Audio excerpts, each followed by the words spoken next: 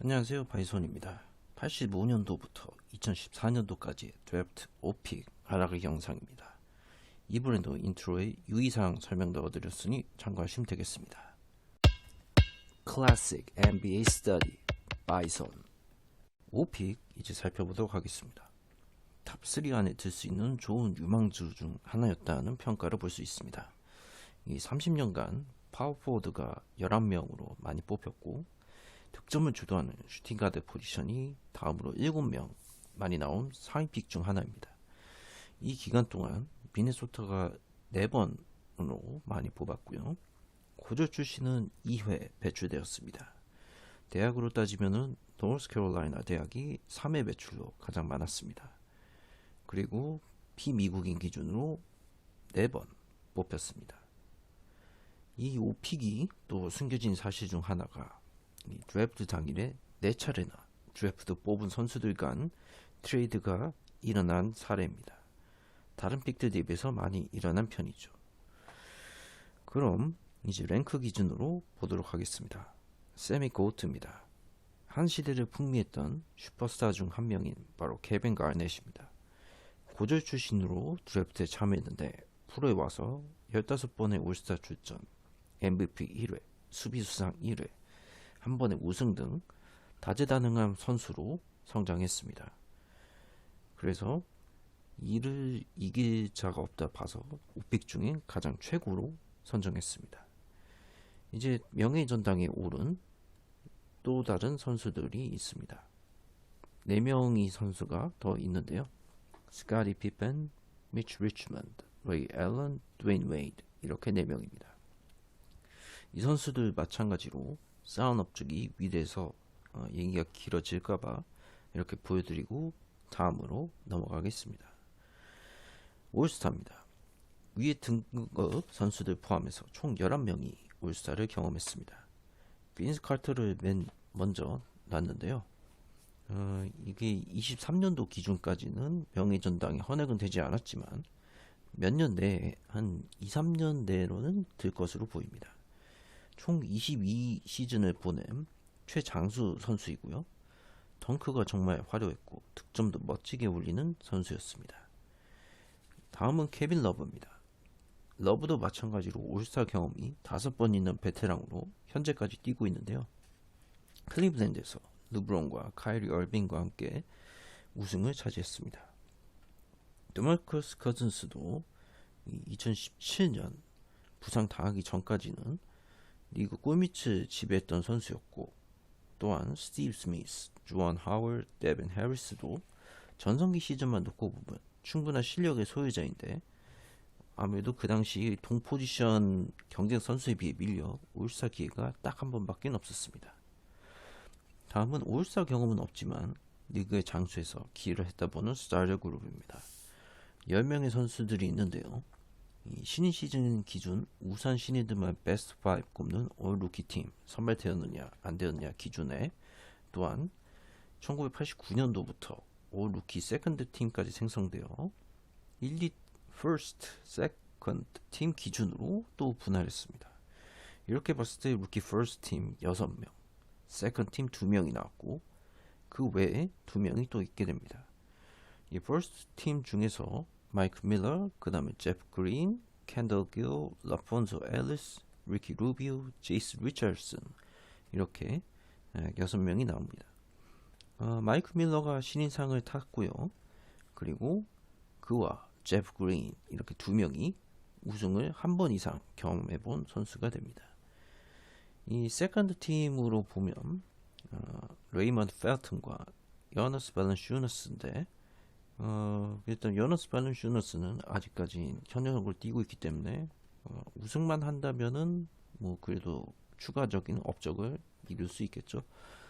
그 외에 이제 존 콩캣과 토니 베티 이렇게 2명의 빅맨이 마찬가지로 스타터 그룹으로 있는데 평범한 벤치 자원으로 있었지만 그래도 팀의 빅맨으로 준수하게 커리어를 마감해서 스타터 그룹으로 나왔습니다. 이제 대망의 하이라이트, 기대 대비 실망을 준 로우 임팩트 선수들입니다. 마찬가지로 윈시엘 지표로 봤는데 이 25를 누적으로 못 넘은 선수가 9명이라서 다른 픽들 대비해서는 좀 많이 나왔습니다. 대다수가 이제 부상이 있었다기보다는 마찬가지로 기대 대비 기량이 발휘되지 못한 케이스로 봐야 할 것 같습니다. 먼저 첫 번째로 아이제아 라이더인데요.